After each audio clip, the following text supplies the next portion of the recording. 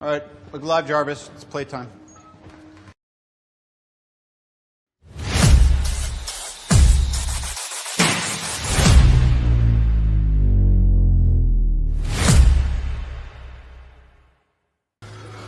What do you want to talk about? Wrestling! And here! Wrestling? Why? It's wrestling. It's wrestling. Why? Why? Why not? Yeah, why not? Oh boy, oh boy, oh boy, oh boy, oh boy. Why not? Why not? It's fake. Fake? What the hell are you talking about? Fake? It's not fake. Fake. Wrestling's not fake! Okay, wrestling.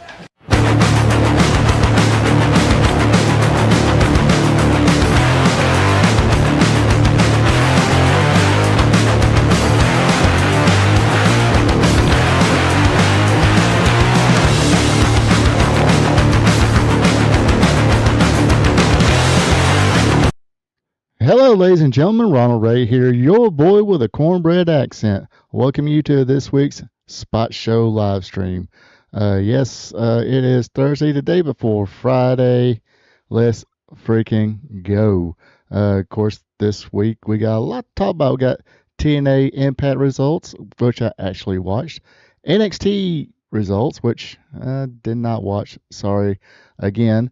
Also, discuss a little bit about Saturday night's main event, Royal Rumble predictions, and AEW Dynamite recap. Yes, so lots of things to talk about. So hey, if you're watching me live, let me know in the chat. The chat is wide open. Let me know your opinions, or if you just want to be friendly, say hello. That's definitely welcomed as well. And if you're not watching this live, hey, the comments are down there, so hit me up with your comments. Let me know what you folks think, or like I said, just be friendly, say hello, just like I did. Little hello goes a long way. Any adventures today? Nope. Just really, I'm really starting to feel age is creeping up on me. Hello, see, just like that. Hello, Joe King, 9819. Okay, this just. I think I'm going to quit being sarcastic and reading the numbers. But anyway, yes. Hello, Joe. How's it going this week? Ready for the Royal Rumble this weekend? I'm actually going to be watching it, and I will be making a video of that. So check that out. Should be Sunday afternoon because I'm gonna have a busy Sunday. Got to pack up, head to Valdosta, Georgia. Going to finish up another Tractor Supply store there. And I was originally penciled in to do Sonoya, but another job, well, it didn't really pop up. We did the geotechnical investigation and all that, so knew it was coming up, but didn't know how when was going to be up. But looks like instead of Sonoya, I will be heading to Columbia, South Carolina, for a Walmart being built there. It's not. Trying to think. I don't even think the town's at. Everybody keeps calling it Columbia, but it's just outside Columbia. I think 10 minutes away or something like that. It's like one of the small towns around it. But yes, I'll be doing that. Probably gonna be there for a while. So I'll keep y'all, because I don't know what the work schedule is going to be. If anything changes as far as the live streams, I will let you folks know. So hopefully it won't be affected too much. Be about as usual. The Thursday night Spot Show live stream, this one right here, will be on and Thursdays in a hotel room. Fridays will be right here at home. So check all that out. So with all that out of the way, like I said, hit me up with the comments, likes, and all that good stuff. So now put that out of the way. Let's go. What should we well, it's right here at me. So let's go with AEW Dynamite. Let's see here. Clip on that right there, and here we go. Now, of course, this week's AEW Dynamite took place in Austin, Texas. at the Heat or HE. Is it supposed to be Heb Center or just HEB Center? I didn't quite catch that. They just like saying Austin, Texas. Austin, Texas, I do believe was the birthplace of the American Dream, baby, Dusty Rhodes. But pretty decent show. It was what it was.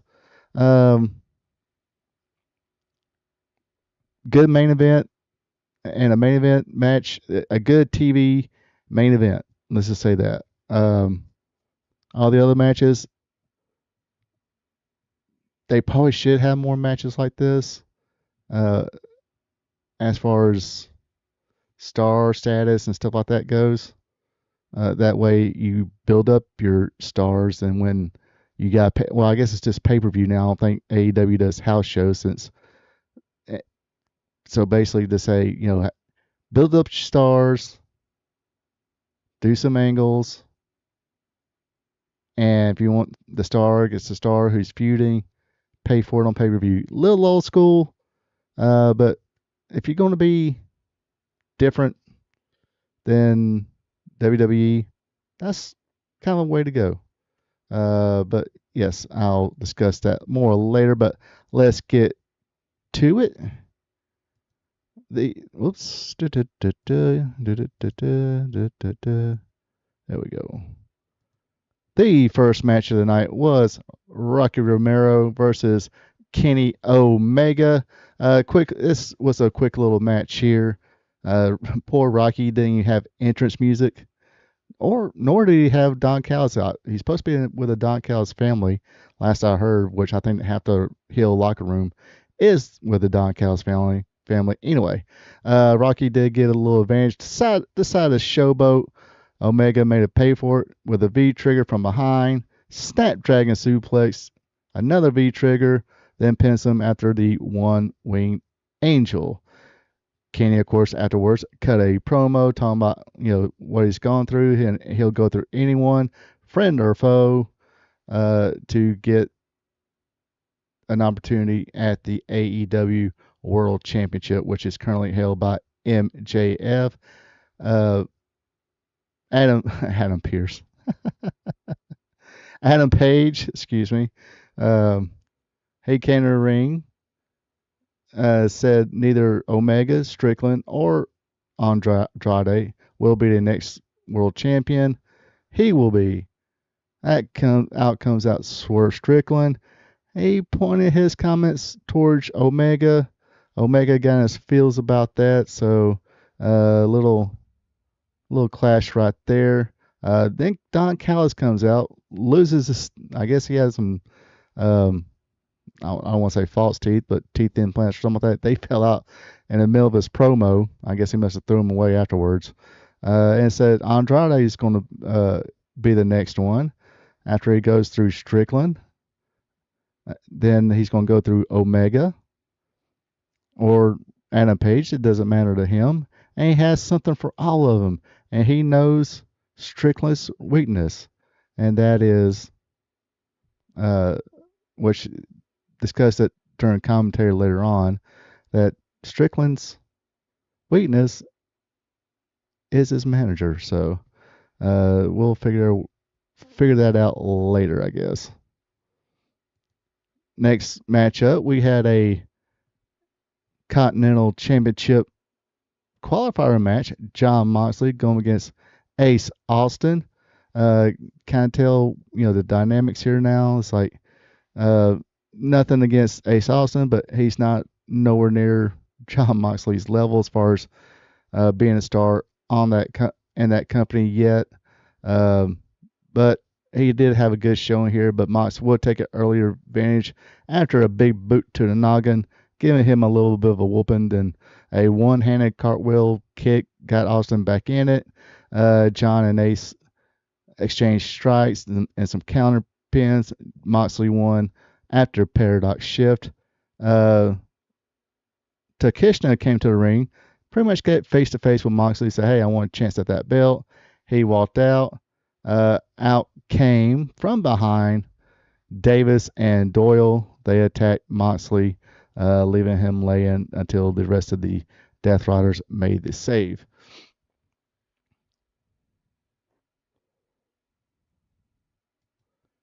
Next up, we had a a TNT Championship match.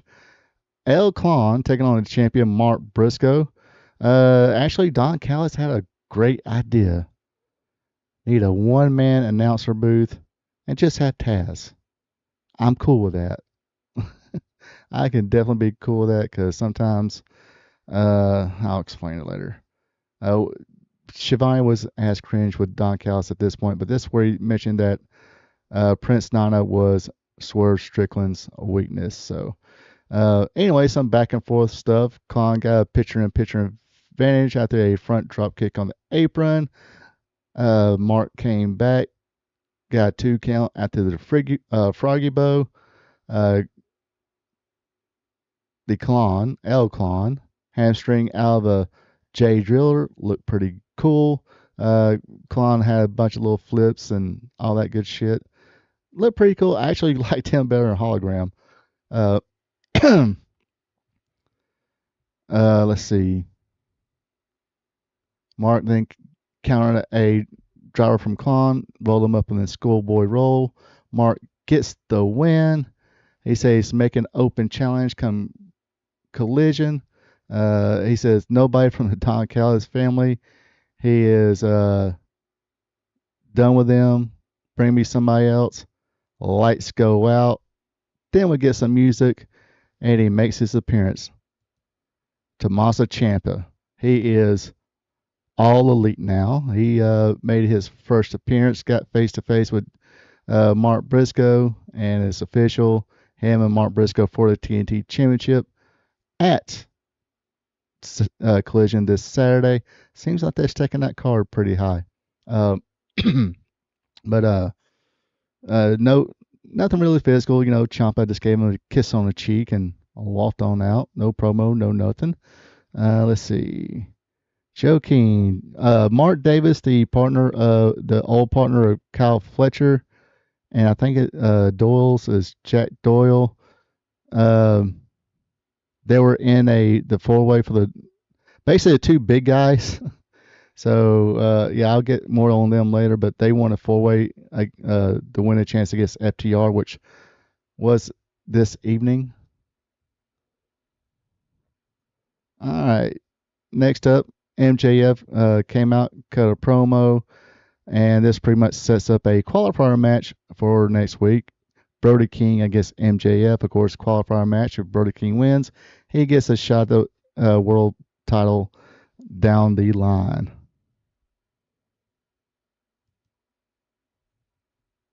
Next up, we had a match for the Women's World Championship. It is Tequila versus Chris Statlander. Tequila controlled most of this match. Statlander came back, and some more back and forth. Chris hit the powerbomb, then went into the Wednesday Night Fever, which is a package tombstone pile driver. Got the 3 count. Pretty decent match between these two. Not bad. Yeah, those 2 guys at the bottom. Next up, we had a AEW World Tag Team Championship match. Davis and Doyle versus FTR. Pretty good match. Pretty snug match. I dug it. Like I said, I thought it was pretty good. Could have left Tony Schiavone and what's his face away from commentary. It wasn't as bad as last week, but it was almost getting there, and it's like, shut the hell up. But anyway, like I said, Davis and Doyle had a bit part of this match, but FTR, you know, they kept in it. I believe Davis Doyle might have, one of them might have landed on their shoulder on the apron. Might have been Davis, or Doyle. They kind of look the same, but might have separated or something like that, or injured somehow. Anyway, the Death Riders came out. Referee's back was turned. John Moxley clocked him with the belt, threw him back in the ring. Shatter Machine. FTR retains their championship. Man, I do wish I kind of was impressed with Davis and Doyle though. That's the thing about it. But they're both over 5'8". and big guys. Looks like Davis has trimmed down a little bit, but still a big guy. But he's not like a big floppy guy or anything like that. It's probably spends a little time in the gym, but just naturally big guy. Probably eats a couple of steaks or for dinner. Doyle the same way, a little leaner, but like I said, two guys over 5'8". Don't look like AEW is going to push, but we'll see what happens. We will see what happens. Got to poke a little fun there, All right, and this comes the main event. It is Swerve Strickland versus Andrade El Idolo. Well, see, this was kind of the weird thing.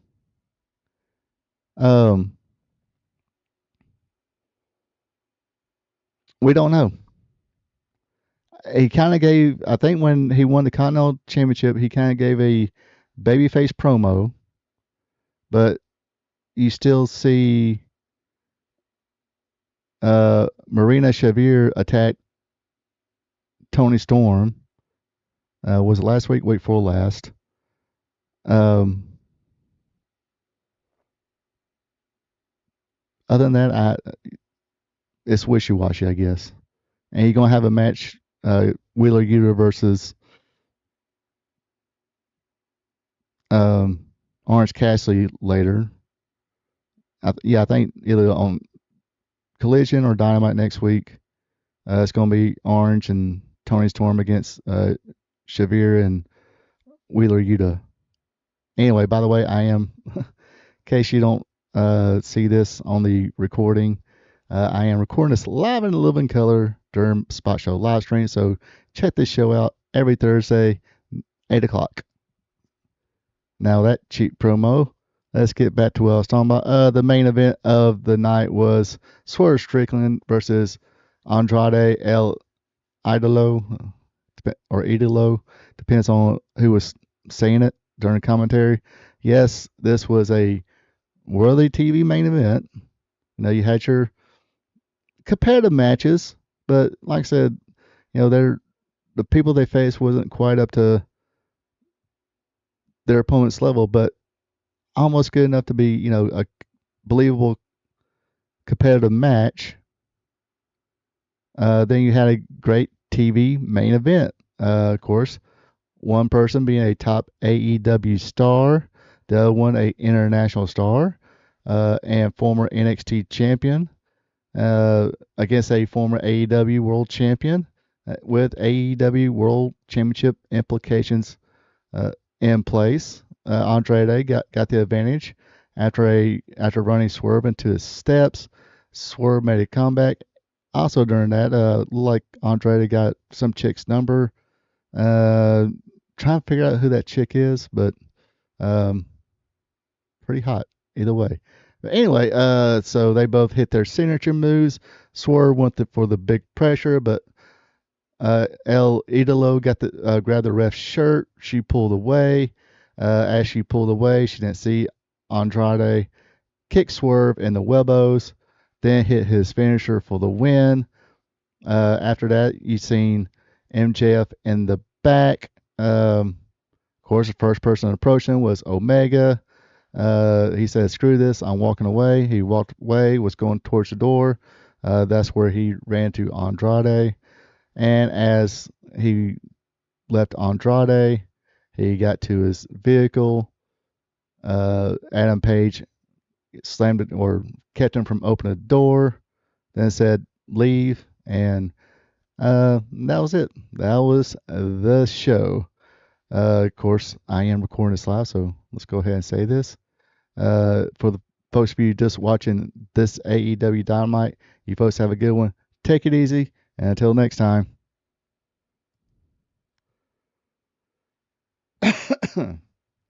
So yeah, I know I already kind of mentioned, but yeah, impressive. I mean, these two guys can freaking move. Let's see if I can go back to their picture. Yeah. Two big guys, like I said, got to be all of 6'3". I mean, like I said, Davis, we seen him uh, with Fletcher as the Aussie Open take on the Hardy Boys a couple years ago. And it was a good match. I think that's a match I kind of sat there and said Fletcher's going to be a star. But Davis, like I said, big dude, can move. About whatever the height, I guess Fletcher they say is 6'3" or 6'4" or something like that. Davis and Doyle are every bit of that. But man, I think they said 240, 250. So yeah, I don't see AEW pushing them too much. Wish they would, but probably not. All right. Let's talk a little TNA. Let's see. Hold on one second. Let me. Whoops.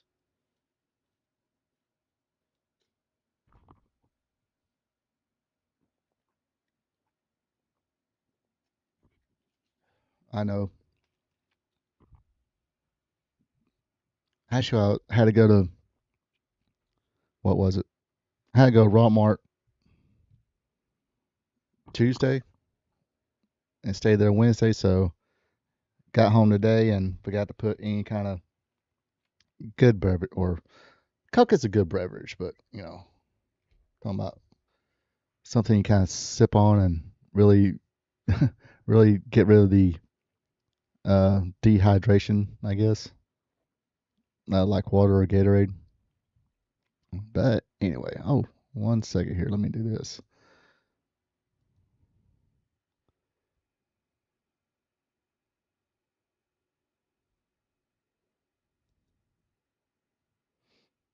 Because if I don't do this, I will have no idea what it is.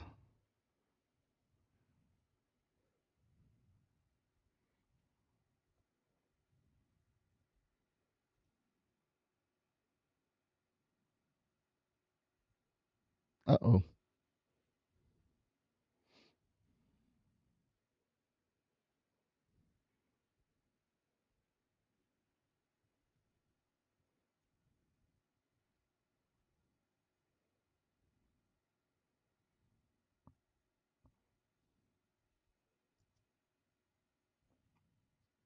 All right.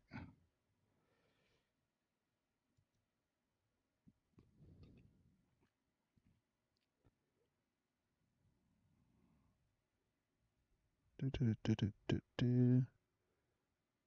I think that's all I need on that one, so we can exit that out.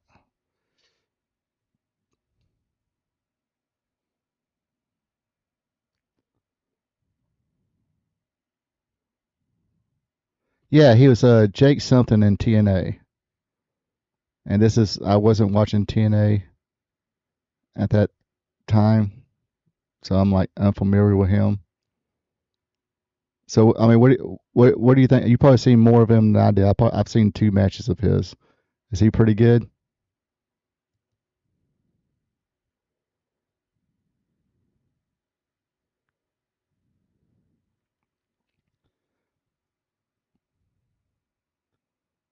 Wow, he's answered that. We'll go on with the.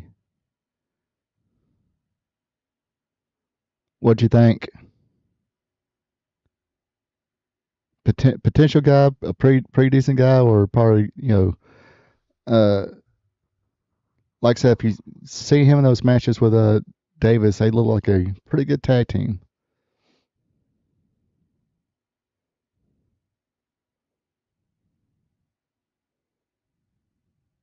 Yeah, big old mofo.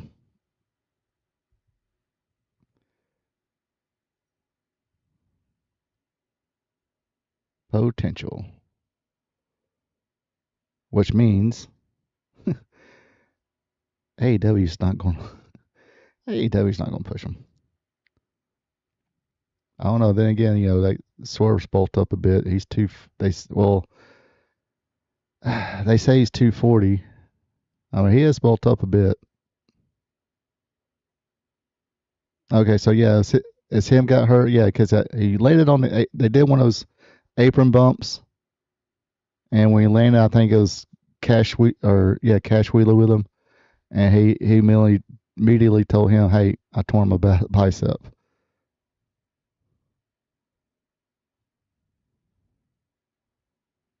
All right, so TNA this week took place at the Tingley Coliseum in Albuquerque, New Mexico. This is the first TNA I've watched since I should have tracked it down, figure out the date, maybe next week. Oh,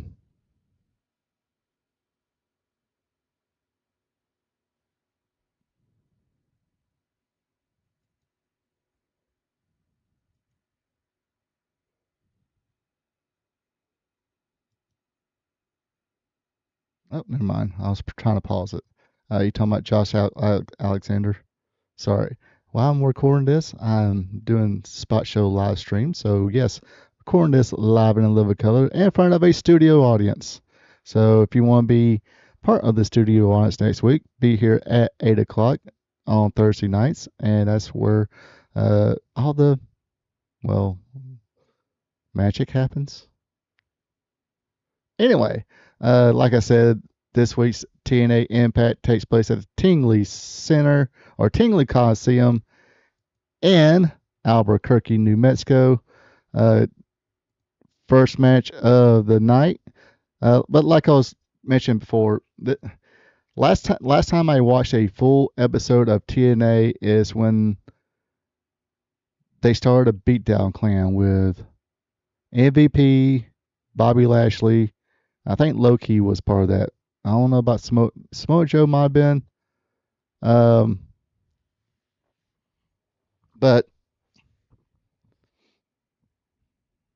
can't remember now, but that was the last full TNA episode I seen. Seen some of the Matt delete stuff, like on YouTube and stuff like that. Then I tried watching one episode, and everything was seemed cinematic, and I just got bored of that and cut it off. So this is the first, like I said, TNA Impact I've seen in a while. First match is Cedric Alexander versus Moose. Cedric has bulked up quite a bit. He took advantage of Moose's back issues. Moose made a comeback, but Alexander bounced back. Moose countered a sunset flip, and just for Cedric to counter a powerbomb with a hurricanrana, hooked the legs, and got the 3 count. I was kind of shocked by this one. Like I said, I haven't watched TNA a lot in the last few years. So yeah, this is I thought Moose was the guy, the face of the franchise, but Cedric got this one.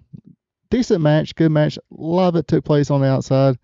Like I said, I'm not sure if this is legit injury on Moose or part of a storyline, but more on that later. Next up, we have Mike Santana, your TNA World Champion. He shared a message his father had left him. Crowd gave him a "You deserve it" chant. He stated when he came back from addiction, injuries, anxiety, he didn't come back to be another spoke in a wheel. He was come back for a top spot. And he said, "Yep, I got there. I failed, but I got back up." And he finished it all by saying not only does he deserve to be there, but he belongs there. And seen out in the crowd, I thought was kind of interesting. And TNA, they actually pointed it out. Chris Van Slyke, a podcaster, was in the crowd and showed on TV, which is, like I said, I found that interesting. Kind because of what Moose said last week about wrestling podcasters, and just wonder how Moose might thought TNA showcase that Mr. Van Slyke was out in the crowd. Like I said, kind of interesting. Just my opinion. Next up, we had M by Elegance versus Indy Hartwell. Indy Hartwell, of course, used to be in the WWE. I thought she was pretty decent. To begin things off, the personal connoisseur of the Elegance said he looked forward to leaving Albuquerque before introducing the Elegance brand. Indy had the early advantage until the brand got involved. Indy bounced back, countering a springboard move with a spine buster. Looked pretty good, pretty smooth. She would reverse a victory roll for the win. She would get jumped by the Elegance brand until Ash got them to stop. And it looked like Ash was about to go at it with Elegance brand until Lee Wing Lee and Exia Brookside rushed to the aid of Indy, but Ash had a change of heart and decided to join the Elegance brand. It was all a ruse, and left Indy, Lee, and Brookside laying. So I thought this match was pretty good, real solid.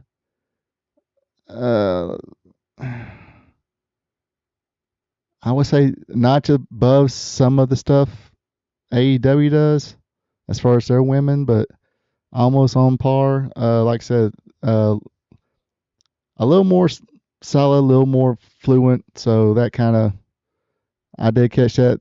Couple mistakes here and there, but like I said, not sure how long any of these women. I know Indy Hartwell's been at it for a while. Got the Performance Center training along with who are trainer in the Indies, no pun intended. But yeah, looking forward to see how their champion and all that, and everybody does on that. Which I did see their champion. I think she was part of that NXT TNA deal, and I thought they did pretty good.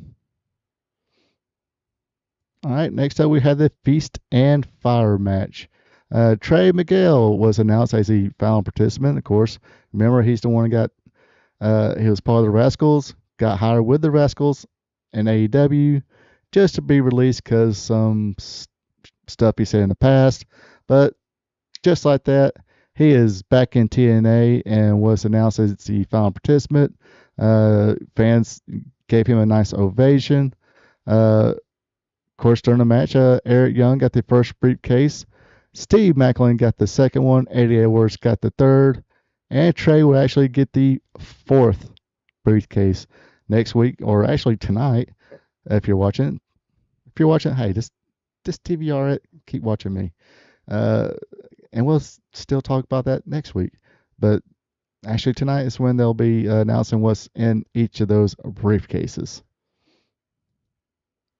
Then we had Elena Black made an appearance, stated she is the only thing important in the knockouts division and the one that matters. So we'll see how all that goes. After that, they had like a little segment backstage. Santino Morella, I guess, is one of the GMs, along with Sonya Deville. I forgot her, what name they gave her, but she's there too. Got to see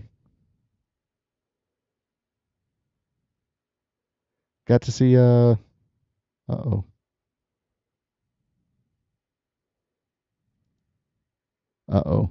I didn't record none of that.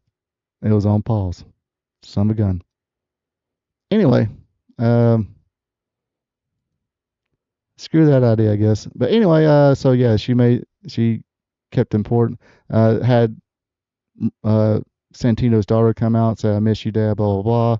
And they embraced, and maybe all is good. I think she's the one with the TNA International Champion. All right. main event match of the night. It was Mustafa Ali versus Jeff Hardy. They kept it pretty basic in order for help Ali get the advantage. Jeff made a comeback after a twist of fate on the steps. Like I said, a lot of outside the ring action. Ali becomes distracted by a surprise from Elijah. They just, heard the music. That was it. This gave Jeff Hardy the opportunity to finish the match with another twist of fate and a swanton. Yeah, you can definitely tell. I mean, this was a decent match. Ali did a good job, bouncing around for Jeff Hardy. Like I said, they kept it pretty basic. Not as fast paced as they used to be. Let's just say that. And I think I've said that before, but hey, they're freaking over like Rover. So anyway, they teased it all night. They got the system has a new member, and his name is Bear Bronson. Like I said, he was announced as a new member of the system. Of course, Johnny Dango was used to be Fandango in WWE. He retired. He announced Bear Bronson as his replacement. As everybody was hugging and embracing, Eddie Edwards nails Johnny Dango in the Webos. Bear and Brian Myers attack Moose. Cedric Alexander would come down with a chair, looked like he was trying to even things out, but nah, he winds up hitting Moose from behind, and the new members of the system put a whooping on Moose and Johnny Dango, and that's how the show ends. Like I said, this is the first TNA I've watched in, gosh, a long time. So it was a little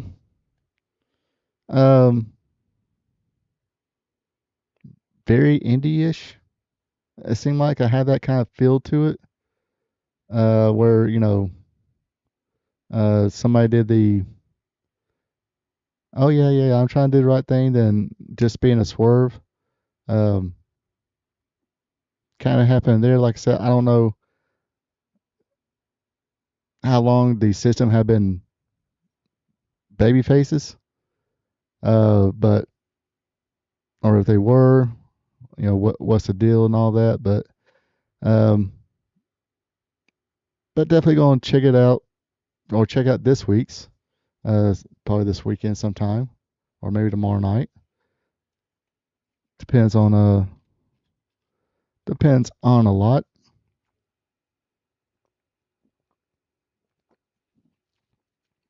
Speaking of tomorrow night, cheap plug. Tomorrow night is Wrestling Gold Friday night. It starts at 8 o'clock. Going to go back to 1987 in Memphis, Tennessee, for some CWA Memphis action.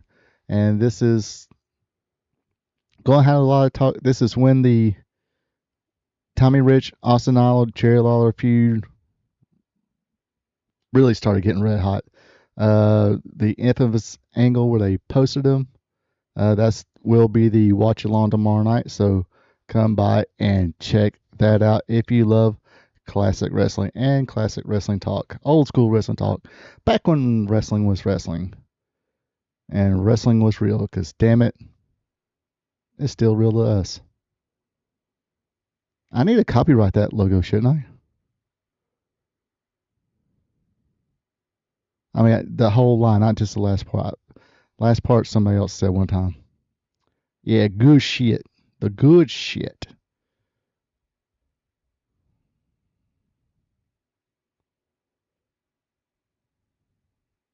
All right. Going to quickly go through the results of NXT. Like I said, didn't watch it.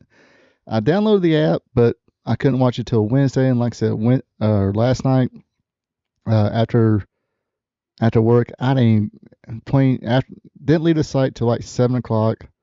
And by the time I went to grocery store, got dinner, got to the hotel, showered, 8. It was already 8 o'clock, so couldn't watch NXT. I downloaded the CW app, and unfortunately, I couldn't watch NXT live. Have to wait the next day, and of course, next day is Wednesday, and that's the reason I could not watch it. So I will highlight a few things.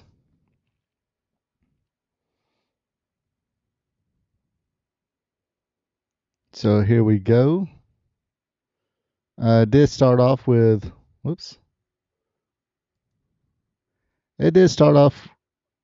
the Vanity Project, Jason Drake, Brad Balor, and Ricky Smokes standing above Joe Hendry, who is laid out. Ava comes out and wonders who did it. We find out Tony D'Angelo has just arrived. Ricky Saints is on commentary with Booker T and Vic Joseph. Joseph says Drake feels he should get a bye since Hendry is out. And then Saints leaves as we have our first match of the night, which is for the NXT Championship, Dark State. Osiris Griffin and Saquon Sugars with Cutler James versus OTM, Lucian Price, and Bronco Nima. Man, who names these fuckers? Let's see here. There we go. Vanity Project, along with Hank and Tank, are backstage. The Vanity Project runs out and interferes, allows Sugar to get the win. The winner and still NXT champions, tag team champions, is the Dark State. Next up, we have Miss Jada Parker. She went against Nikita Lyons. Parker sits on Lyons and connects with the Hypnotic, then hits Deja Vu in the center of the ring and gets the win. And she has another promo battle with Blake. I forgot her last name. My bad. See, too many names to learn, and I did not write it down. All right. NXT Championship ladder match qualifier, Dion Lennox versus Miles Bourne. Paige gives Bourne the belt and tells him to hit Lennox with it. The ref sees Bourne with the belt, and Lennox hits the driver and pins Bourne. So Bourne moves on and gets a spot in the ladder match. Next up, we had Tavian Heights versus Alexis King. Alexis King gets the win with the coordination. After the match, King stands beside Stax and Grace. Grace is the daughter of Santina Morella, I believe, and says this is just the beginning. So I guess they're forming a group of their own.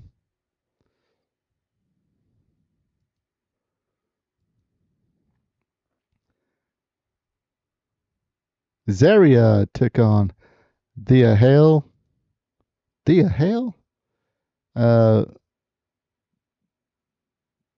Tatum Paxwell takes Dame until they fight through the ring.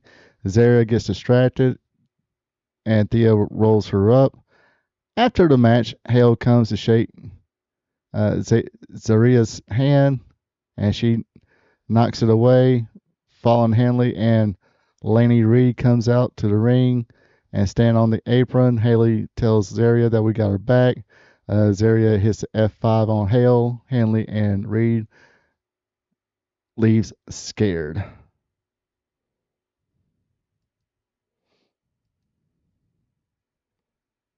All right, final match of the night.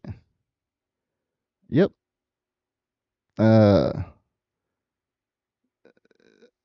Is another NXT Championship ladder match qualifier. Andre Chase, I guess Chase U, versus Keanu Carver.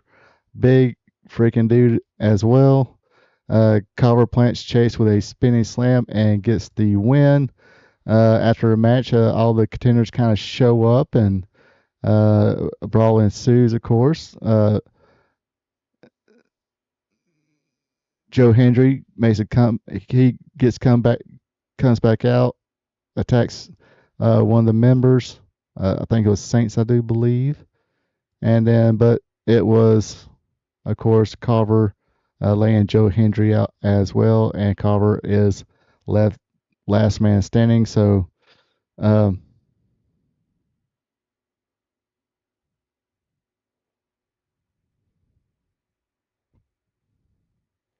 Dempsey and Jensen also involved.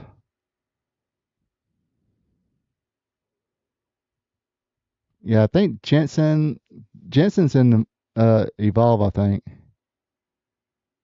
I don't think he's in NXT anymore. Like I said, I didn't watch it. Just giving a quick little rundown of the matches. But like I said, the stuff I've seen in NXT, I mean, it's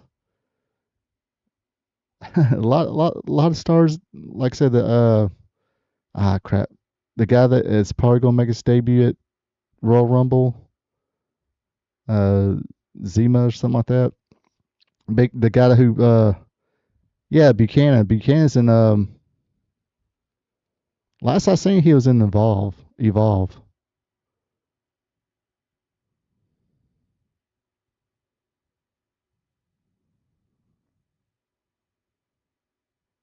And that's the last I heard.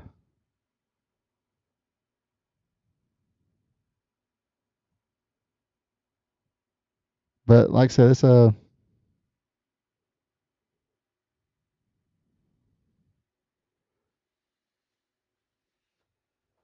oh, excuse me.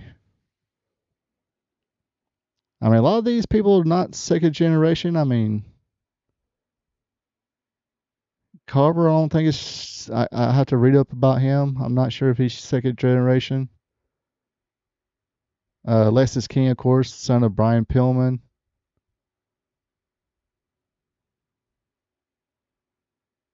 Parker, I don't think is second generation. But yeah. Evolve is a part of the WWE. It's like the double A. They got single A, double A, triple A baseball. Then the majors. NXT is the triple A. I think Evolve is the double A. And where that show, Undertaker,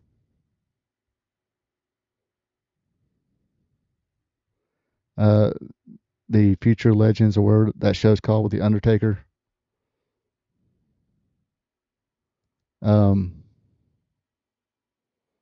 Gosh, what? See, he's not going by Regal though. I can't remember his name. Is it Dempsey? I don't think I've seen him yet.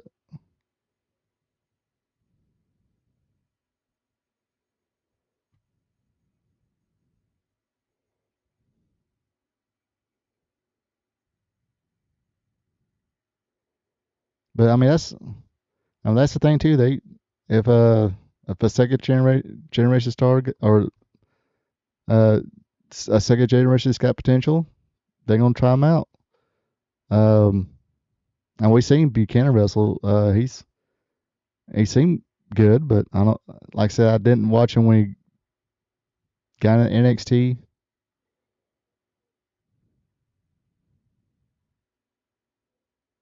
This is 2 weeks ago, really.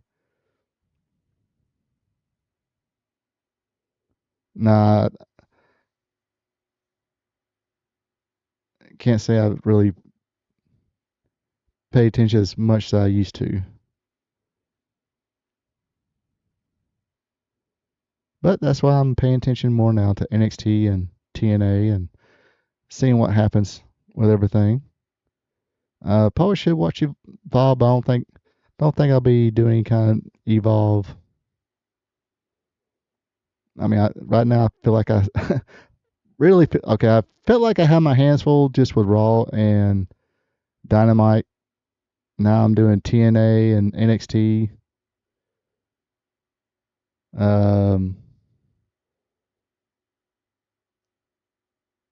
And plus the premium live events and pay-per-views. Not probably won't get all the AEW pay-per-views, but if they're on Saturdays and I don't have independent show to go to, I'll check it out. I mean, especially come in March. Like I said, in March I'll be working in Columbia, South Carolina, which is like 4 hours away. So that might be one of those deals where I'll leave Sunday afternoon and just stay from Sunday evening through check out Friday morning if they're not working the weekends. Like I said, I don't know what their schedule is going to be quite yet.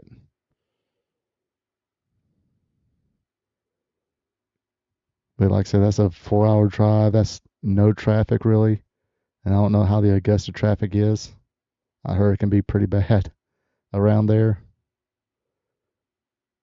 So if I left Monday, I mean, I will have to leave like 3 o'clock Monday morning to be there hopefully at 7:30. Then try and work all day. That'll be kind of hard. And of course, Mondays is hard too because you gotta get a room, check in the room, unload your stuff, do some grocery shopping, and all that good stuff on Mondays.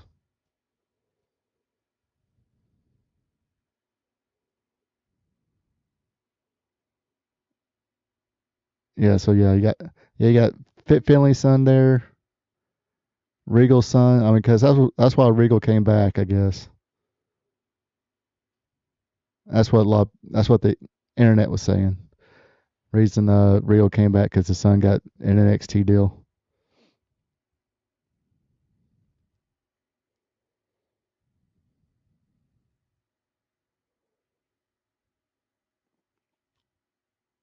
But they got, like I said, they're like I mentioned probably a year ago. Um, they got where they'll go to like college campuses and talk to college athletes and say, hey, if you don't get drafted or your athletic career doesn't go further than college, give us a call. We'll give you a tryout. So that's a that speaks for or that to me as a fan, um, that does a whole lot better as far as uh, future development in your company and to get legit athletes. Train them yourself. I mean, kind of an old school way. I know territories used to do that. Of course, Vern Gagne and Eddie Graham. Bill Watts too. They would go um, recruit college wrestlers and football players.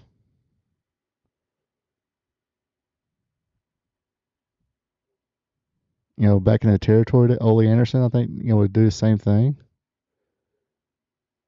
I mean, it wasn't like,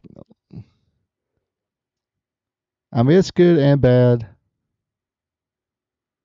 I mean, I don't know. When I read Ole Dun, you kind of chuckled, but it's like you kind of understand what they were getting back, they were doing at that time. But you kind of think about it, it's like, really? Did you really have to take 1,500? I think it was like 1,200, 1,500 bucks. If I think it was Ole was talking about this, and I think Eddie Graham did the same thing too. Except he'd get like, what's his name? I can't think of his name.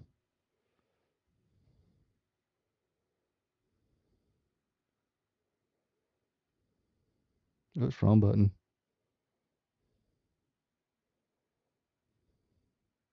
Bob Roop. Finally popped in my head before I typed it up. I think he will get Bob Roop to kind of stretch people. But apparently, Al Snow talked about in his shooting review. Somebody comes up and says, "Oh, I can do this shit." So Ole will say, "Okay, Mia's at this place. Got him do the 500 squat thrust, run up the bleachers, run 5 miles, 500 push-ups, whatever. Then got him on the mat, and when they got him on the mat, they stretched him.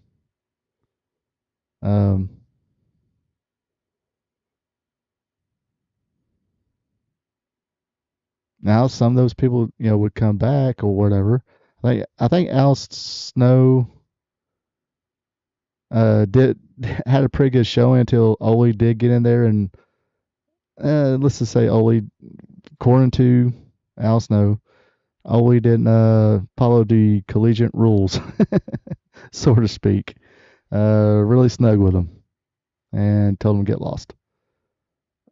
It's like I kind of understand why they did it at that time, because they had a business to protect. It was kayfabe era. Can't have some stranger off the street, come in and say, "Oh, that stuff's fake. I'm gonna be one of those fake wrestlers. Come watch me." No, they kicked your ass. Then if you can hang, then they'll show you the business, tell you why they do it, and I mean even Hulk Hogan, they broke Hulk Hogan's legs. Hiro Matsuda did, and Hiro Matsuda also worked for Eddie Graham too. They get people in there stretching, but they would get legit athletes. Like I said, um, Ricky Steamboat, he was a legit college wrestler. Ric Flair, I think he was play sports, then bulked up a little bit, trying to be like that old school power lifter built. I don't know if you've seen Ric Flair when he first started, before he became the Nature Boy, leaner and all that. He had like this power lifter build, big chunky kid. But it's like, yeah, I mean, then they take take your money part, take their money part like that. I don't know. That's lucky. Lucky they didn't get shot for that. Let's just say that. I hope they, because Ole Anderson, he got stuck a few times. Stab. Can I say stab on YouTube? It's in this book, but that's from fans hating Ole Anderson. That wasn't from somebody took $1,500 from. I mean, like I said, luckily that didn't happen. But then again, like I said, they had a business protect.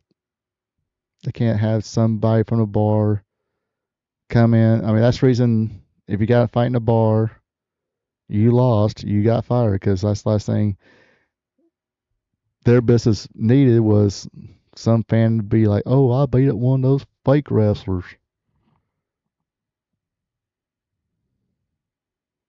No.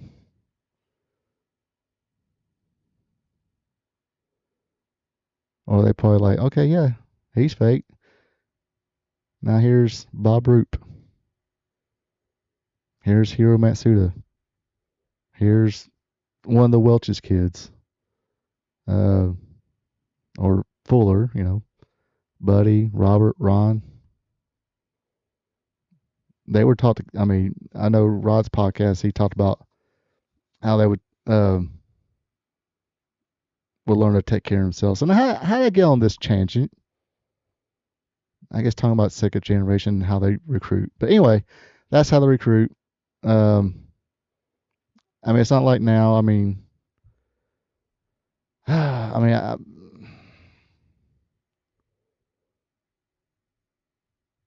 if somebody like a Adam Cole went up to Ole Anderson. I mean, unless he can really take the beating, you would never heard of Adam Cole in the 80s. If you put the Adam Cole now and put him in the 80s or 60s, 70s, 80s, and he went up and said, "Oh, I mean, maybe he'd get back into Monster Factory, but I mean, the smallest guy he trained, as we know of, at that time was Scott Levy, Scotty the Body Raven. Wrestling was Bam Bam Bigelow size, Papa Shango size, or Godfather size. He created monsters. That's why he called it the Monster Factory.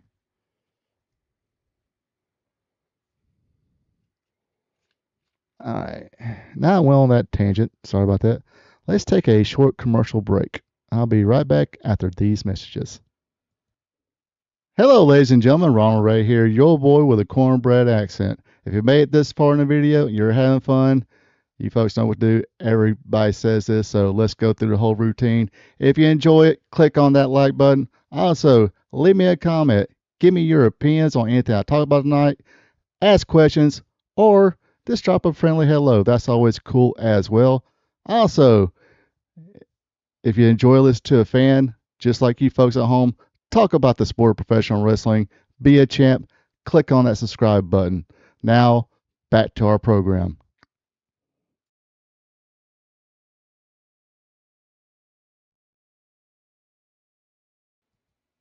And we're back, folks, and let's go through these Saturday night's main event results. Did anybody watch Saturday night's main event? Now, like I said, I don't have these high expectations on these Saturday night's main events, but the last two has actually been pretty good.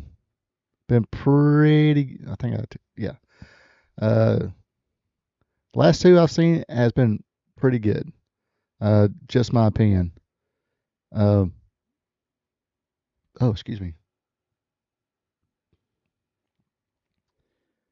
But anyway, first match of the night was Jacob Fatu versus Cody Rhodes. And this match pretty much, I should have went with my prediction that this was going to be a smosh. I actually talked about last week, like that this match might end up this a double count out, double disqualification. But yeah, Jacob wound up attacking Cody right from the get go. As Cody was getting in the ring, they just brawled all over the place. The referee got knocked down. Other officials trying to separate them.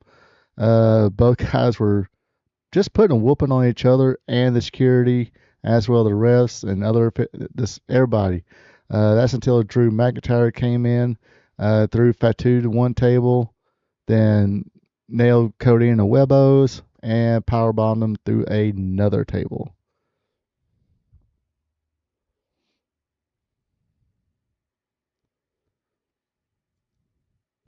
Next match, the WWE Women's World Tag Team Champions, Io Sky and Rhea Ripley, took on Judgment Day members Roxanne Perez and Liv Morgan.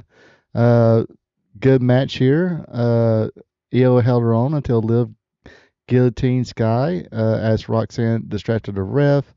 Liv and Rhea get tagged in. They go at it. Super Hurricanrana from the middle rope into a code breaker. Got two for the Judgment Day on Rhea Ripley. Then Ripley looked as if she tweaked her knee a little bit, or a leg, as Morgan attempted a springboard arm drag, but by Monday night, it seemed fine. A riptide and over the moonsault on Perez. 1, 2. Raquel Rodriguez made an appearance and tripped Rhea Ripley up, causing her to fall on the referee. Raquel would throw Rhea in the barricade. Io was caught attempting a suicide dive, then powerbombed on the floor. Then Stephanie Vacquier came out to take care of Raquel. Liv hit the Oblivion on Io, but Ripley made a blind tag. Ripley got the 1-2-3 on Liv Morgan after the Riptide, so they wind up keeping their tag team titles. Like I said, good match here.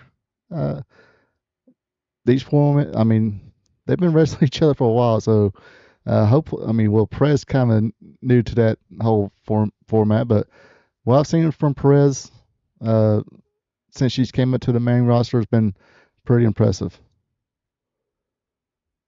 Next up, we had AJ Styles versus Shinsuke Nakamura. AJ came out wearing a mask like he did in New Japan. Kept things pretty basic. Shinsuke did a taunted thing. Styles answered with a drop kick. A lot of little stuff they did in their New Japan matches, like AJ, took the gun and did like that, and Shinsuke grabbed it and ate it. Did the come on thing, did his usual taunting stuff. Shinsuke took over after a knee strike to the midsection. Match went back and forth. AJ got back the advantage, locked in the calf crusher. Shinsuke made it to the ropes. Styles locked it back in, but Shinsuke counter. Another exchange of strikes. Phenomenal forearm from Styles. Then he wins it with the Styles Clash. Definitely very good match here.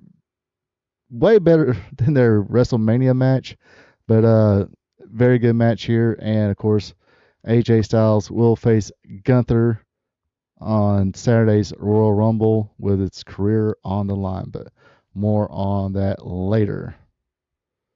Then we had the four-way match. This one I got wrong. I should have realized they're in Toronto. Then that guy goes Saudi Arabia. So of course, we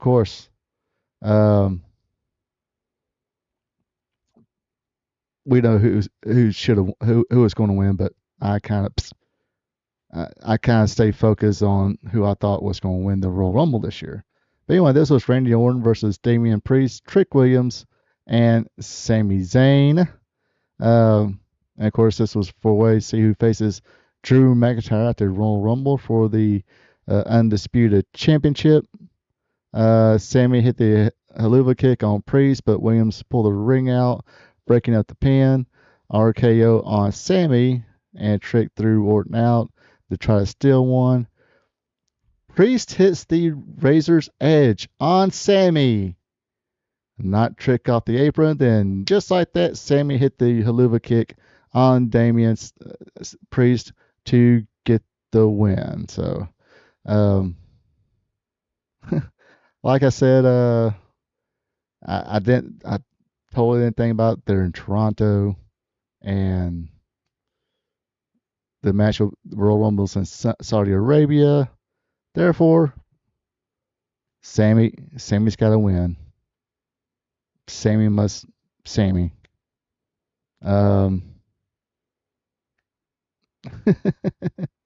Yeah.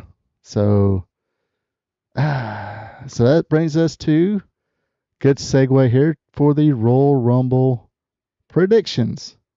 And looks like all my shit is, I don't know. We will see. Let me see here.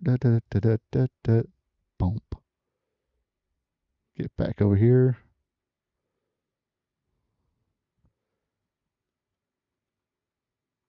So, this Sunday in Saudi Arabia, this Saturday in Saudi Arabia is the Royal Rumble, and this kicks off WrestleMania season. The road to WrestleMania starts at the Royal Rumble. And of course, WrestleMania takes place in Las Vegas this year. Joe King, tired of Sami. I've been tired of Sami. I don't. Anyway. So, let's see. Women's Royal Rumble, 30 women Royal Rumble match for a World Championship match at WrestleMania. Now, I think I was thinking about Raquel Rodriguez, maybe. But I think they got a match coming next week on Raw, and it's going to be a straight fight for the uh, WWE Women's World Championship. So that might put her out of it. Um, mm.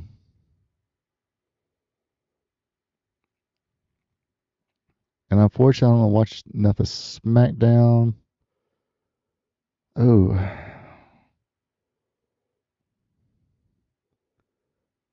You got Io and Ripley are tag team champions, and it could be one of those deals where either Rhea eliminates Io or Io eliminates Ripley, and we get either Raquel or Stephanie versus Io at WrestleMania. On the flip side of that, we got Tiffany who could win it. Natalia. Well, yeah, Natalia's just came back, and she's, I guess, going to feud with Maxine Dupree, and then maybe go after Becky Lynch in the Intercontinental. Which, I mean, well, it's for the world title match. So, and they actually did say world championship match. They didn't say women's championship match. But of course, I got it from Wikipedia. I just copy and paste the match lineup from Wikipedia. I mean, Natalia will be a good bet. Because I'm pretty sure she's. I mean, she just came back. I mean, that would be one of those shocker wins. Maybe Tiffany Stratton get that rematch with Jay Cargill.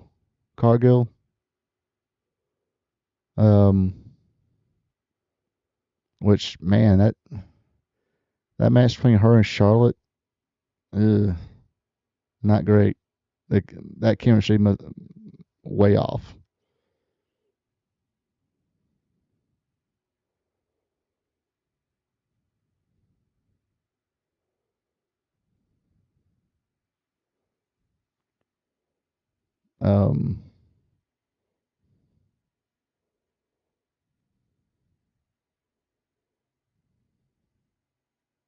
Alexa Bliss, maybe. I don't think she's ever won a Royal Rumble. That could be interesting. See, this one's kind of hard to find.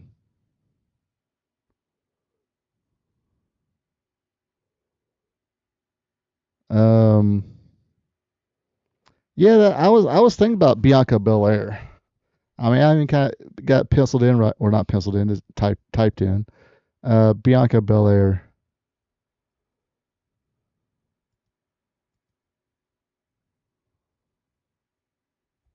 I think I'd go with that. Yes, that's a rope hair chick.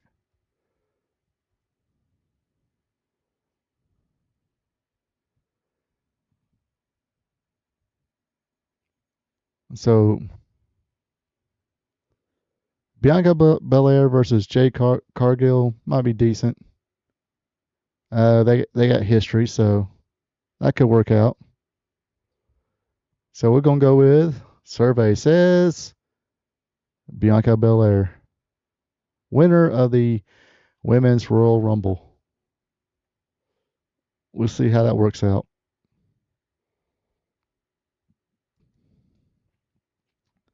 And then we got AJ Styles versus Gunther. If Styles loses, he will be forced to retire from in-ring competition. And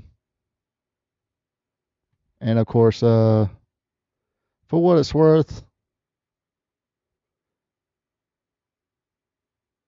AJ Styles has filed to renew trademarks connected with his long-running wrestling persona.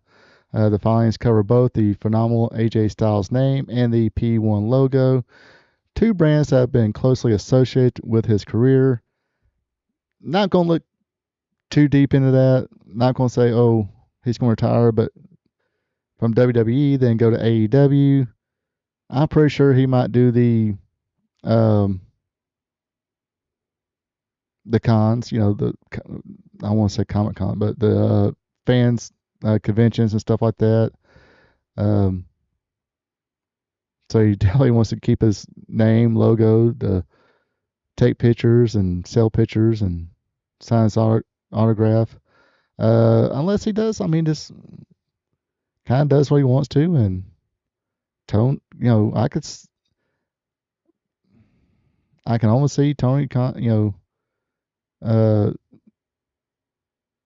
going to Tony Khan and say, look, I don't want a 2-year deal or anything like that. This give me give me a match with Omega. I'll put him over. I don't care. I'm still gonna retire at 2020 at the end of 2026. Just one match with Omega and call it a day. I gotta come in and do a couple of your tapings and stuff or dynamites and call Omega out and might save you some pay-per-views and some tickets. And of course Tony Khan be like, nah, we're gonna put this on Dynamite. Okay. Here's your $10 million. Oh shit, just for one match? On Dynamite? Yeah, I can see Tony Khan doing something stupid like that.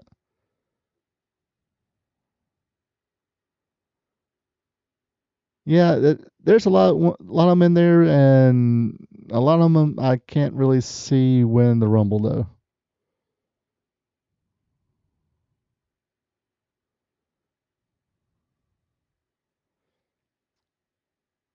Yeah, I don't know if he'll have another. Oh yeah, he probably go there, say have another match with Samoa Joe. Hang out with his buddy Christopher Daniels. Then to turn around and go to TNA. Fucking broke down Omega. He has slowed down a lot, but he's still having decent matches.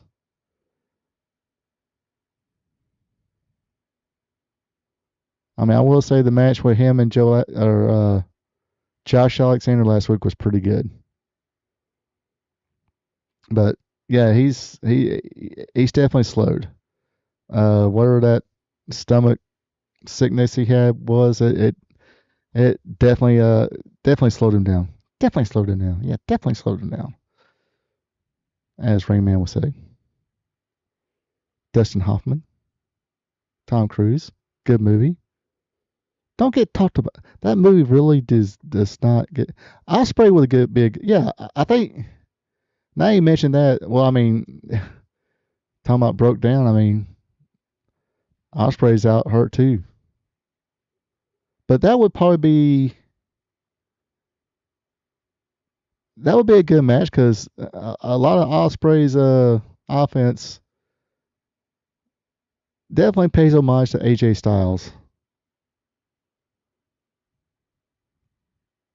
But WWE does have that relationship with TNA. I can see him going to TNA.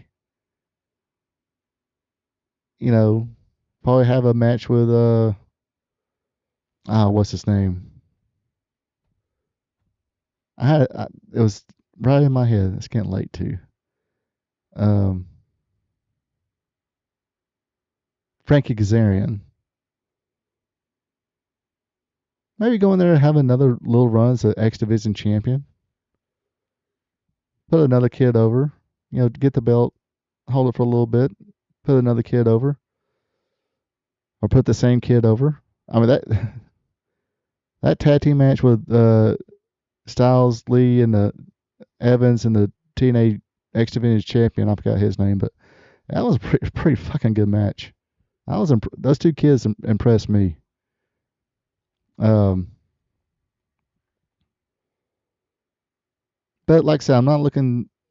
It wouldn't surprise me, no, but I see him do a couple matches in AEW, maybe and maybe a couple more matches in TNA.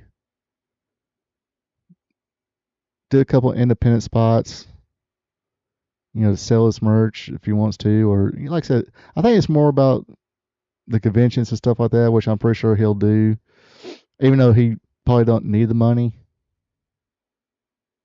But in case he does do that, or go to TNA, or go to um, AEW, he's got his name.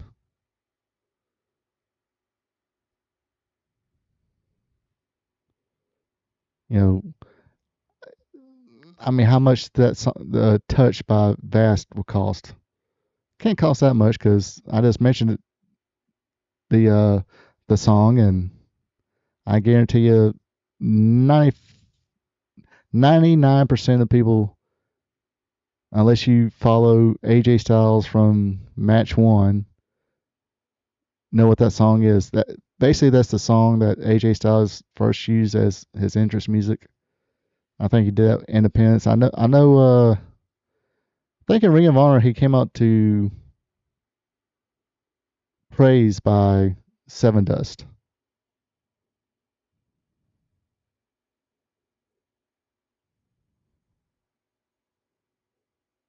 I think that was a song.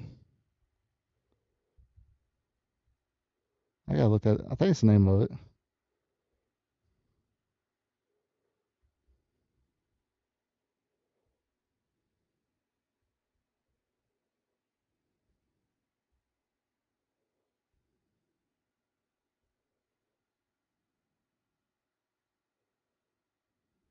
Not the second one, third one, dumbass.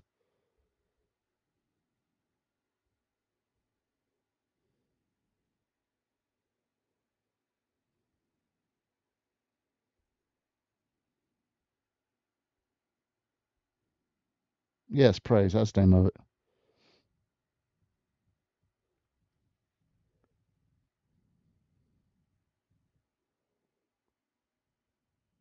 Oh, you mean fucker broke down Omega and Osprey and a Jackson. Damn, you don't like none of those fuckers.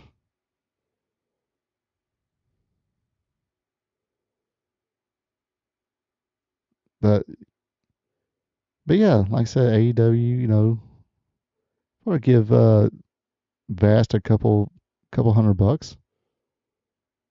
Let AJ come out to it.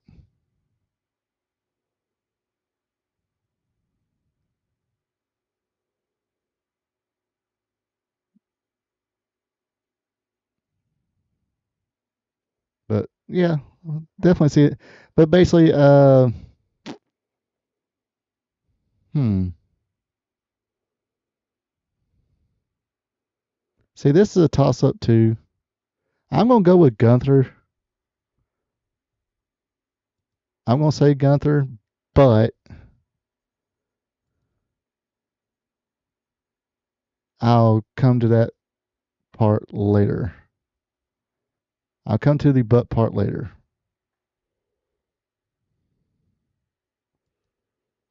All right. And for the undisputed WWE Championship, Drew McIntyre, the champion, defending against Sami Zayn. Drew's got to win this one. I'm not saying that just to hate on Sami Zayn, but they can't take the belt off him that quickly.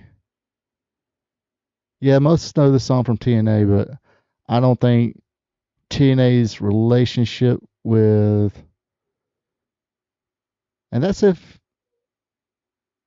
TNA even still owns that song, own the rights to that song. If the rights are still up for that song he did in TNA, you are, I am. Um,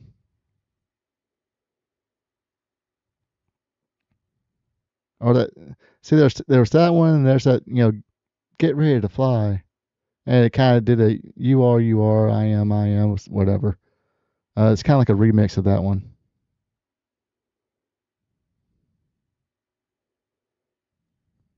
But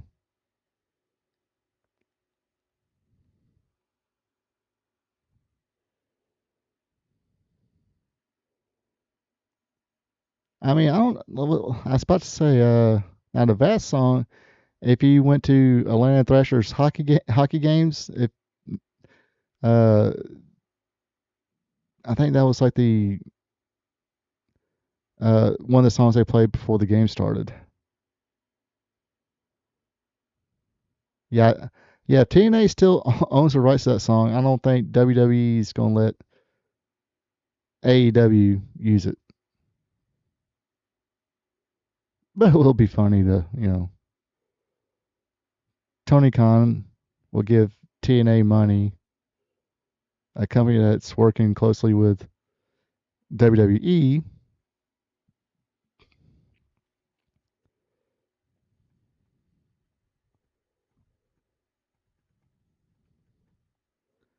But like I said, don't know.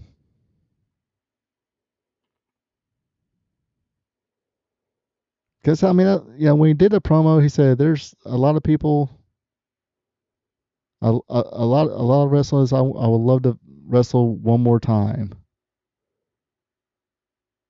You know, Nakamura was one. This past Monday, CM Punk was another one. Um, so maybe go to AEW, wrestle Samoa Joe or something like that one more time.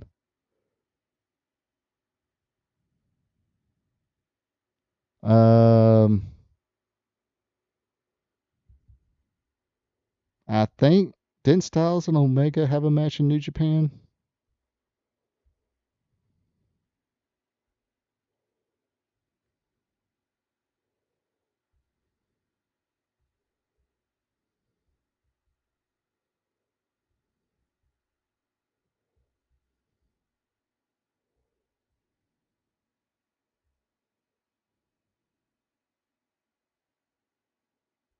Oh, so they have wrestled once before.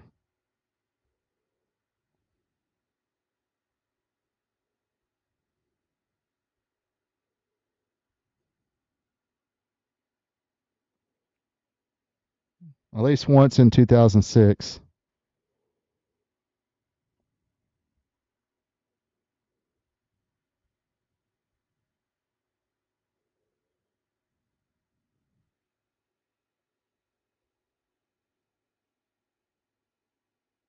Okay, that looks like part of a video game. Oh no, this is a.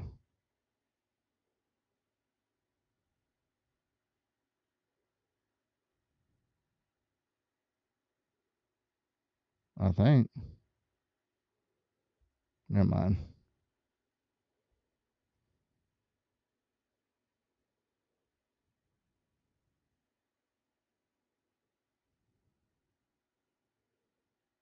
Okay, no, yes, that is Styles.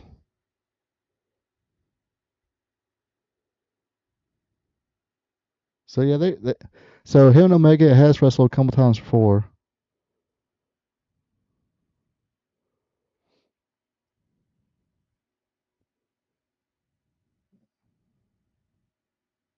And WWE just stick with the song they gave him. You know that song? Actually, I didn't know this, but that song was actually originally for FTR or the Revolution.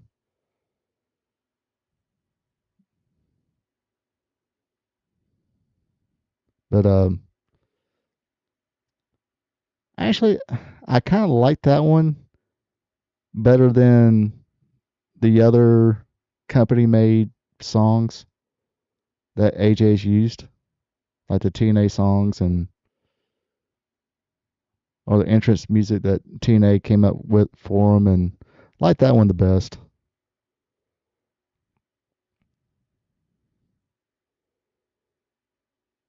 But anyway, yes. So back to the Royal Rumble here. Yeah. Sorry, Sammy. Sorry, Sammy. Can't win this one. Can't take it off Drew, brother. It's part of the game. Okay, Mr. Paul. Okay. Okay, Mr. H. So yeah, I'm thinking Drew's got to win this one. And this brings us to the men's Royal Rumble. Okay, so Gunther already, before they made the match, same promo and everything, where the AJ Styles career match, got developed.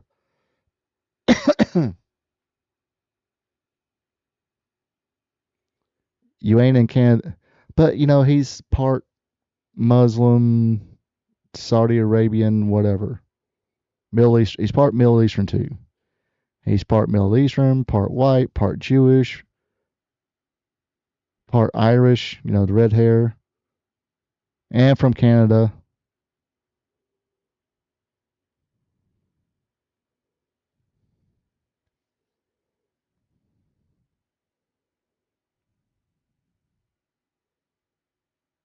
But yeah, I think, in all seriousness, I think his dad or mom or something like that was Middle Eastern.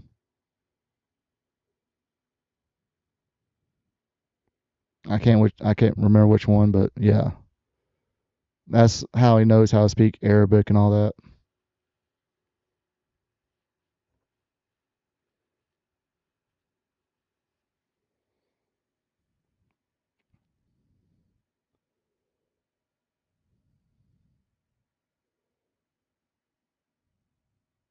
And he's actually popular. He gets pretty good ovations in Saudi Arabia. But anyway, so yeah, so Gunther, before AJ came out and they made the match, Gunther said, "Look, I'm putting my name in a hat for the Royal Rumble." So I got a feeling Gunther is going to enter the Royal Rumble. I'm almost want to say if AJ wins by some reason, somehow, Gunther's going to go in the Royal Rumble, draw whatever, and take it out on how many other guys.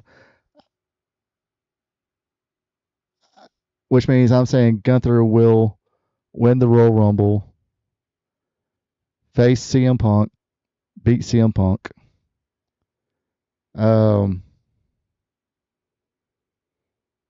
Now I can see another stupid scenario. Sami Zayn, all beaten up. Drew put a whooping on him. But Sami's in that Royal Rumble too. And he wins the Royal Rumble.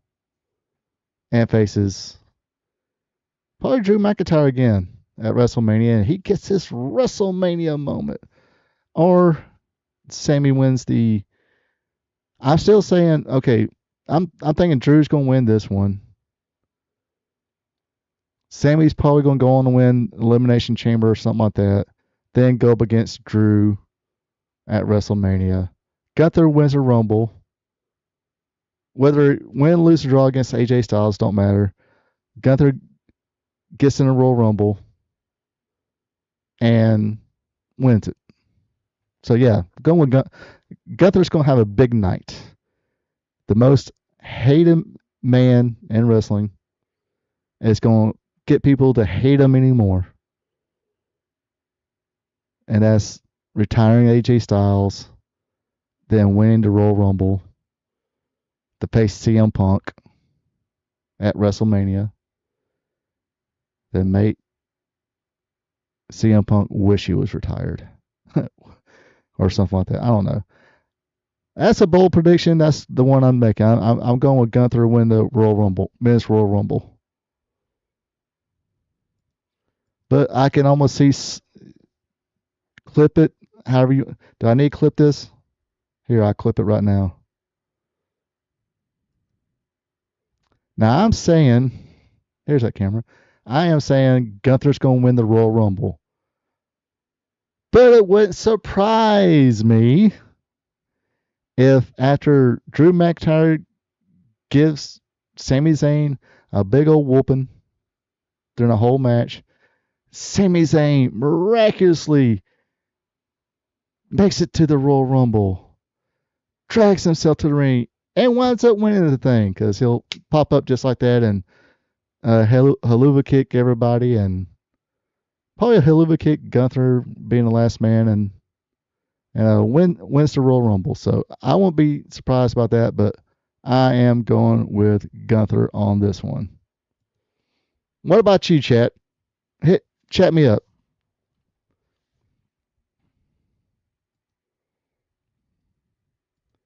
The hell? I'll say it. Abracadabra, make me disappear. Whoop.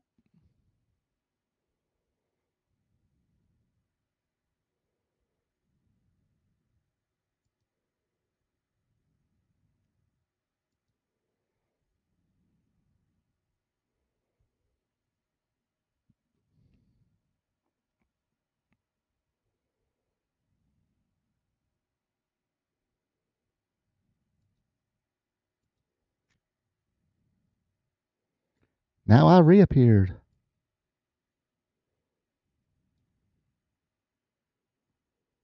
Oh. Now see, there has been a rumor also that possibly Lesnar going against Gunther at WrestleMania. And Gunther retires Brock Lesnar. See, that throws everybody's prediction off again.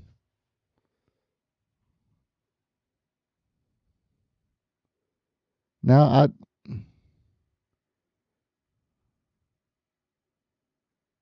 but I can see, yeah, Lesnar coming in, win the Royal Rumble, go against Drew because Drew.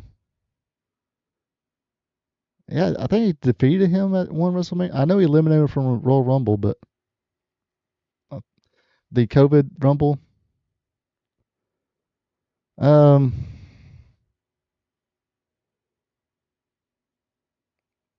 yeah, that kind of pissed everybody off. Maybe. Well, they're in Saudi Arabia. I think Saudi Arabia still likes. I think the hate on Cody is just in certain areas. Because it seemed like on Saturday's main event, he got cheered pretty good. Now, if you want to go that way, I could probably say Jacob Fatu. Remember him and Drew's got a little story as well.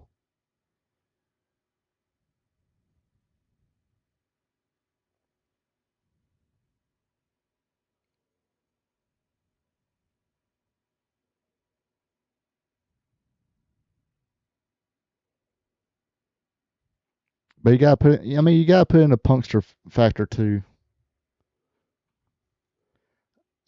Speaking of the punkster, I mean, gosh, how can we sleep on Braun Breaker? Can't sleep on that one either.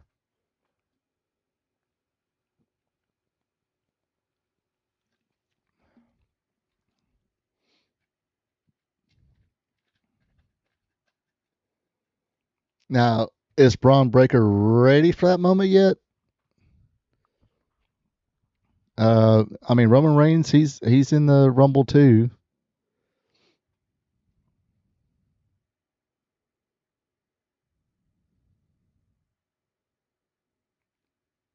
Now maybe they'll. I mean, I ain't heard any rumors about this yet.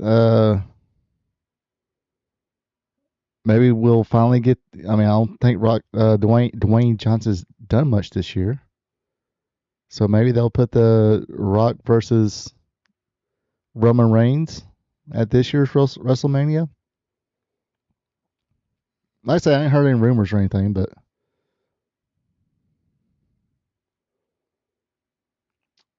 yeah. I mean that's the thing that kind of. I mean, I'm not a Jey Uso hater. Again, you get fans going, "We want something different. We want something different." Well, they got you something different. And you shit on it.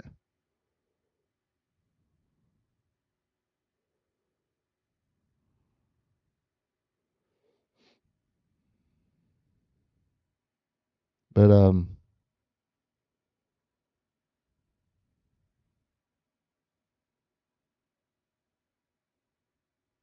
And of course, a lot of it was from the internet wrestling community. They're never fucking happy.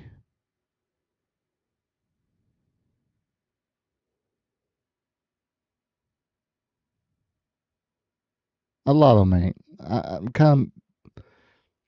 I'm talking about the ones who shit on everything. If one of these people were to book a company, they would have a different world champion every month, every week, different person.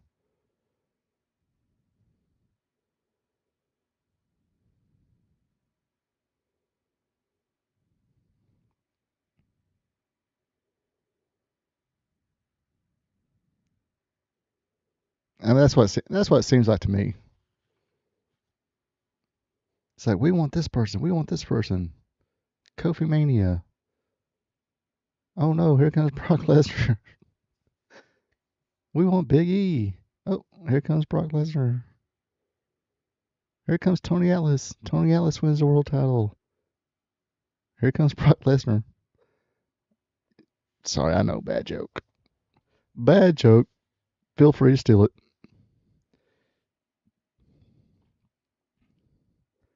But we've had this discussion probably before. I mean, that's the whole point of the Royal Rumble. I think really is anybody can win it. And when you finally tell a story that anybody can win it,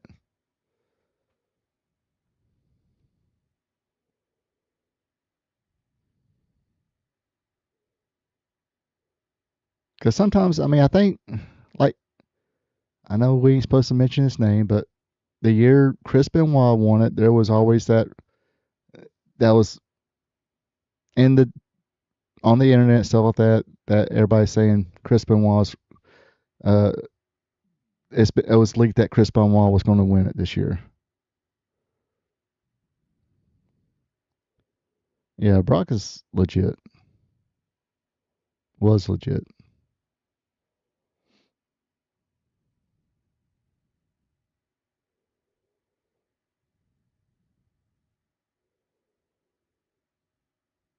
And of course, you got, like I said, you got CM Punk want to put the Punkster card out there. So, said, that's not going to work for me, brother.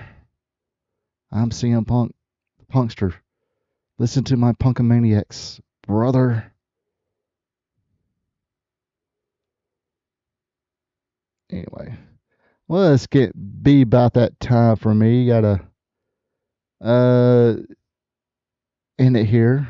I don't want to. I can probably talk bullshit all night, but gotta do the work thing tomorrow. Gotta do a little advertising for tomorrow night's Wrestling Gold Friday night. So tomorrow, Friday, 8 p.m., be back here. Say hello and all that good shit. Other than that, keep leaving the comments, likes, share with friends. Tell your friends that, hey, come tomorrow night. We're going to have some fun. Tomorrow night's the fun show. I call it the fun show. I don't know about anybody else. I call it the fun show. That's where you really got to, like, dig into my memories. But anyway, join me back here next Thursday, 8 p.m. for the next episode of Spot Show Live Stream. We'll talk about the Royal Rumble results plus the results from the rest of the week. Other than that, you folks have a good one. Take it easy. And until next time. So long from the peach state of Georgia. Ronald Ray here saying thank you for checking out my video. If you don't mind, go ahead and click that thumbs up button, leave a comment, and share this video with family and friends. I would also appreciate it if you would subscribe to RP2 Vision, where I cover the sport of professional wrestling from yesterday to today. Now, don't forget to click the notification bell as well, so you'll be notified when my other weekly content is available, like Wrestling Trivia Tuesday, WWE Raw Recap, and AEW Dynamite Recap. I also have 2 live streams. Every Thursday at 8 p.m., it's Spot Show Live Stream, where I discuss the latest news in professional wrestling. And on Friday nights at 8 o'clock p.m., it's Wrestling Gold Friday Night, where I discuss the good old days of professional wrestling. When wrestling was wrestling, wrestling was real because it's still real to us. Folks, have a good one and take it easy.